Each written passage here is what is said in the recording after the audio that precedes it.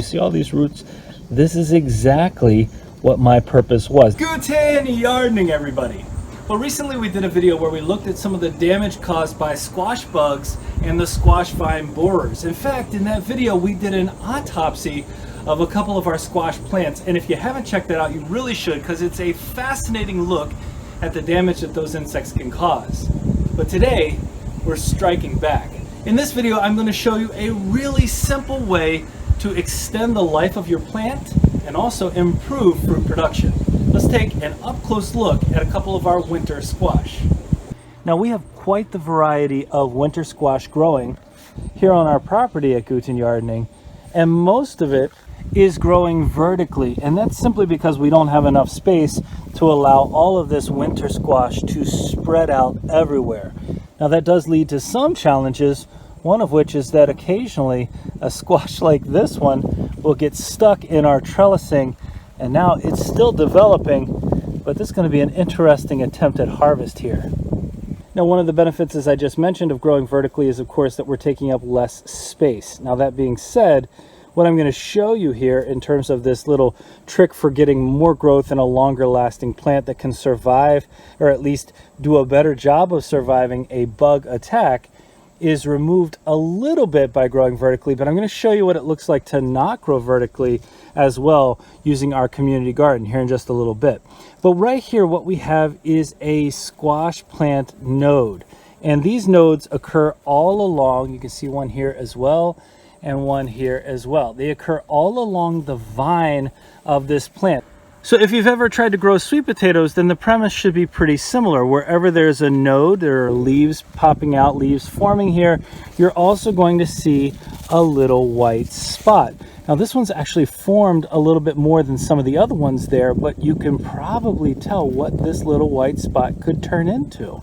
At every node, there is the ability to form roots. So think about this. If you think about a tomato plant, you know you have all those bumps along the stem of the tomato plant where they form roots. And if you bury those bumps, then you get a bigger root structure. Well, the same thing can be said for this winter squash. So this one actually already semi-attached. I want to show you what this looks like if I can.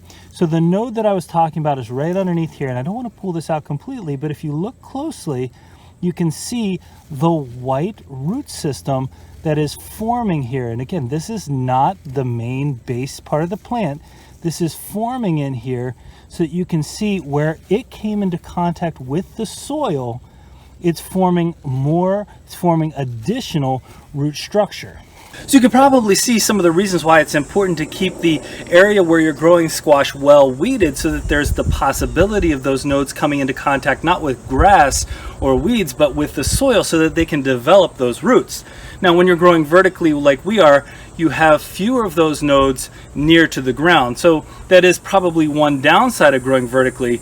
And I will show you what it looks like to do this exact same thing in an area where we're growing completely on the ground here in just a little bit. But one of the things we can do, even if we're not getting all of those organic contact with the ground from each of those nodes, is we can bury some of those nodes to stimulate that root growth. All right, I've chosen a node that I want to bury. It's actually fairly close to a couple of fruit, but I want to get this in the ground to start producing those root systems. You know, if we have roots here close to the fruit, then we're getting food and nutrient delivery even faster to that root system. Now what I want to do is add a little bit of mycos. That's our mycorrhizal, and this should help us with root development. It should also help us with nutrient intake.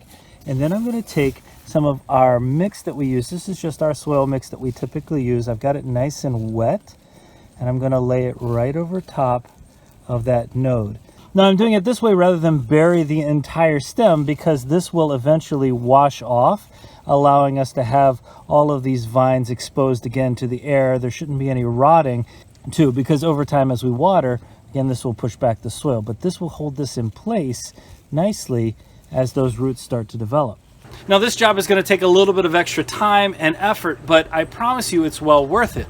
for a couple of reasons. One, like I mentioned earlier, you're going to be extending the root structure, which means that you're going to be improving the fruit size because you're getting nutrients to the fruit faster. The plant itself is able to intake more nutrients, and so we're improving that piece. Secondarily, as I mentioned at the beginning of this video, if you have a squash bug, squash vine borer, or something getting in there and attacking your plant, if you have multiple locations where there's a strong root system, then your plant is able to still potentially survive if one part of the plant dies because you have roots to continue that growth.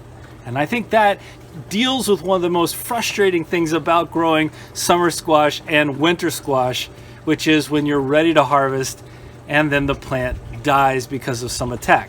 So now I'm going to show you what it looks like to do the same process but with a different style of growing squash. Because at our community garden we haven't done any vertical gardening. Instead we've allowed it to spread and expand wherever it wants to. Well, you can see our plot at the community garden has a substantially different footprint than the vertical garden at our home.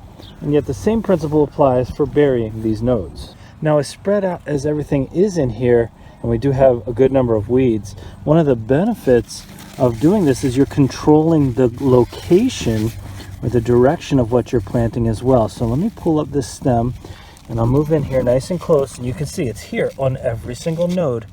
There it is right there. That's the white spot. Well, here's one that's already started to develop. It's a great example. It's about an inch long, and it was developing after just sitting here. You can see it was just sitting here and it was connecting with a little bit of this loose soil. So what I'm going to do is I'm going to water here, and I'm going to take some of this native soil for this area, and I'm going to stack it that way instead of using our mix from home.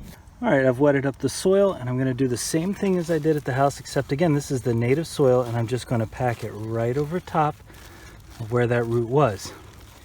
Again, shouldn't get any rot, because as this dries out and as it rains or as we water out here, this will again dissipate from off the top of these stems, and that's going to keep that root in nice contact with the soil and allow it to grow. Now it's been just over a week since I went ahead and buried the nodes on all of these squash plants, and as you can see from behind me, and then I'll show you a little glimpse down here, all of these squash plants are thriving. They're doing quite well. And one thing I want to do is come in here and just take a quick look at what's been going on. So I'm just going to uncover this node in particular here, so you can see, oh, look at this. Well, I just uncovered the root itself. You can see the formation now of the roots coming out here on this side. You see all these roots?